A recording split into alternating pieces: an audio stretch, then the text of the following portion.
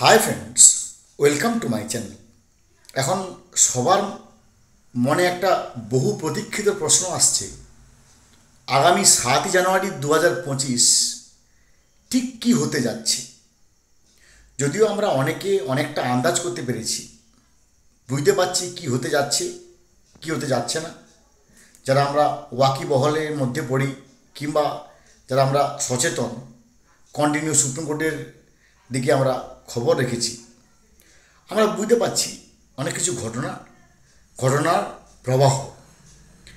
তো সেটাকে নিয়ে আজকে আমি আলোচনা করতে যাচ্ছি। তার নানা রকম তথ্য প্রমাণ সূত্র দিয়ে আজকে আমি এটাকে নিয়ে বিশ্লেষণ করব।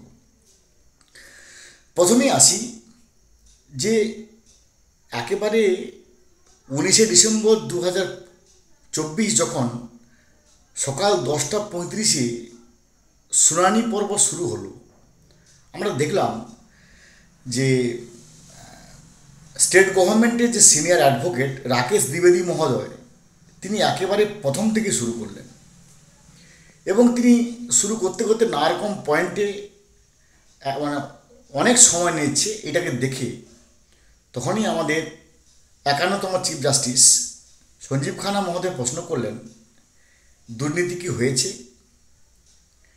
ওএমআর কি নষ্ট করা হয়েছে? তাহলে এই যে সেগ্রিগেশন বা যোগ্য অযোগ্যের মধ্যে পৃথকীকরণ, এটা সম্ভব কি না। অর্থাৎ সঞ্জীব খান্না মহোদয় এসএসসির দিকে হিন্ট দিয়ে বললেন যে স্কুল সার্ভিস কমিশনের যিনি সিনিয়র অ্যাডভোকেট আছেন তার দিকে প্রশ্ন করে বললেন যে এটার যোগ্য অযোগ্যের মধ্যে সেগ্রিগেশন বা পৃথকীকরণ সম্ভব কি না।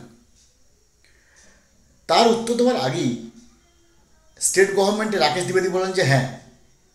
অর্থাৎ তার হ্যাঁটা কেন তিনি বললেন না, তারপরে সঞ্জীব খান্না মহোদয় প্রশ্ন করেছিলেন যে এতে কি স্টেট গভর্নমেন্টের পারমিশন আছে। অর্থাৎ যদি এই যোগ্য অযোগ্যের মধ্যে সেগ্রিগেশন হয় তাহলে এসএসসির মতটা কি এবং এতে কি স্টেট গভর্নমেন্টের পারমিশন আছে। তো এই প্রশ্নে রাকেশ দ্বিবেদী বলছে না ঠিক আছে, না ঠিক আছে মানে যে অর্থাৎ এই যে সেগ্রিগেশন এতে স্টেট গভর্নমেন্টের পারমিশন আছে, এতে আমাদের কোনো সমস্যা নেই। তবে তিনি একটা তাস খেললেন রাকেশ দ্বিবেদী মহোদয়। কী তাস না, সিবিআই বিভিন্ন সময় বিভিন্ন রকম মন্তব্য করেছে, এটাকে কিন্তু তিনি একটা তাস খেললেন এবং সঙ্গে সঙ্গে এসএসসি বললেন যে সেগ্রিগেশন সম্ভব। যেই সম্ভব বলেছে স্কুল সার্ভিস কমিশন, সঙ্গে সঙ্গে আমরা দেখলাম যে সঞ্জীব খান্না মহোদয় ঘুরে প্রশ্ন করলেন লেট মি আন্ডারস্ট্যান্ড, তাহলে আমাকে আপনি বোঝান বা আমাকে বুঝতে দেন, তাহলে হাইকোর্ট কেন বলল যে সেগ্রিগেশন বা পৃথকীকরণ সম্ভব নয়। অর্থাৎ আপনি বলছেন যে সম্ভব, এখনও বলছেন। এবং আমরা সবাই জানি যে এসএসসি কিন্তু একটা মানে সুপ্রিম কোর্টে দাঁড়িয়ে তারা বলেছে যে 5485 জনের দুর্নীতি পরায়ণ শিক্ষক শিক্ষিকা গ্রুপ সি গ্রুপ ডি হয়েছে বলে এটা কিন্তু একেবারে তারা মেনে নিয়েছেন।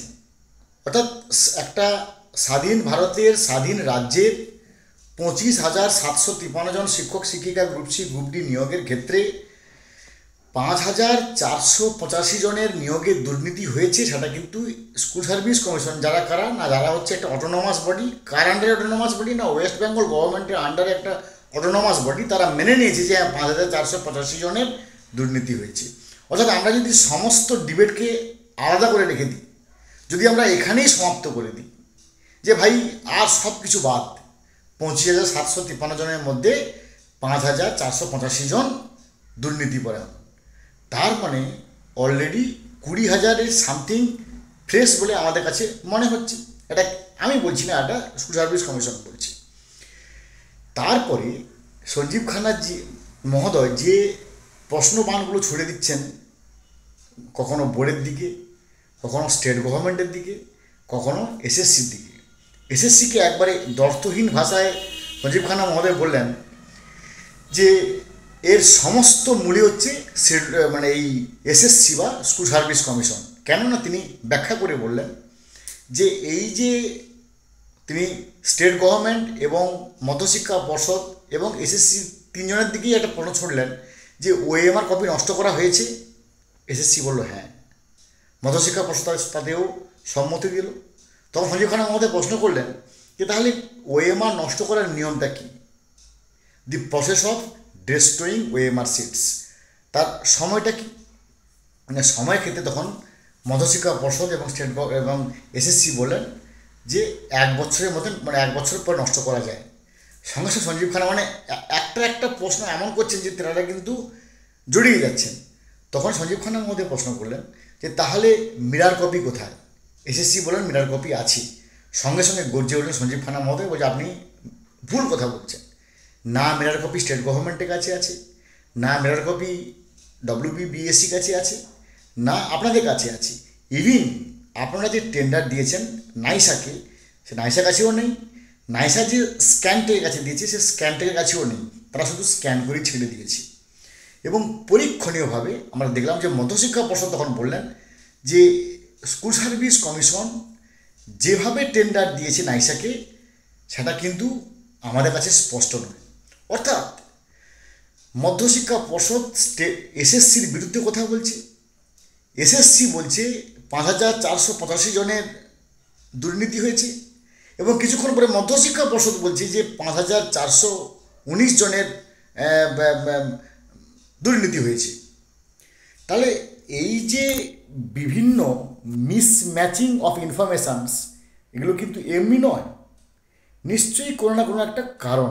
কী কারণ আছে না, এখান থেকে যদি পুরো প্যানেলটাকে নিয়ে হাঁটা যায় এবং যদি পুরো প্যানেলটা সেট অ্যাসাইড হয়ে যায় বা ক্যান্সেল হয়ে যায়, তাহলে এখানে অন্তত সবাই বলতে পারবে এটাই যে ভাই সুপ্রিম কোর্ট পুরো প্যানেল বাতিল করছে, এখানে তো আমরা কোনোভাবে ইমপ্লিমেন্টেশনে নেই, এক্সিকিউশনে নেই, তাহলে দোষটা আমাদের উপর বর্তাবে না। কিন্তু যখন একটা সার্টেন পরিমাণ বেরিয়ে যাবে, বাকিগুলো ফ্রেশ থাকবে, তখন এই সার্টেন পরিমাণ কিন্তু বিদ্রোহ ঘোষণা করবে, এবং সে বিদ্রোহটা কার উপর করবে সেটা নিশ্চয়ই আমরা সবাই বুঝে গেছি বা বুঝতে পারছি। অর্থাৎ এবার আমি কনক্লুশনে আসি যে আজকে আমাদের ভিডিওটা কী না, আগামী 7ই জানুয়ারি 2025 কী হতে যাচ্ছে।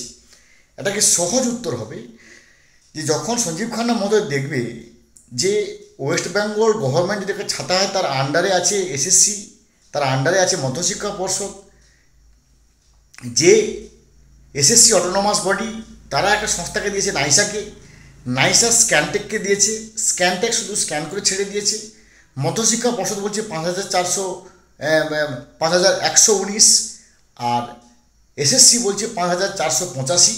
তাই এই যখন মিসম্যাচিং হবে তখন কিন্তু একটাই সমাধান, যে তাহলে হাইকোর্টের যে সিদ্ধান্ত, কারণ হাইকোর্ট পুরোটাই বলেছে যে স্যাগ্রিগেশন সম্ভব করা যাচ্ছে না, তাহলে পুরো প্যানেলটা সেট অ্যাসাইড, অর্থাৎ পুরো প্যানেলটা ক্যান্সেল করার দিকেই কিন্তু আস্তে আস্তে এগোচ্ছে। যদিও মহামান্য সুপ্রিম কোর্ট 7 জানুয়ারি শেষ কথা বলবে এবং তার দিকে আমরা চেয়ে থাকবো, এবং কী হলো অবশ্যই আমার চ্যানেলের থ্রুতে কনভে করবো। আজ এই পর্যন্ত, ভালো থাকুন, have a good day, thanks.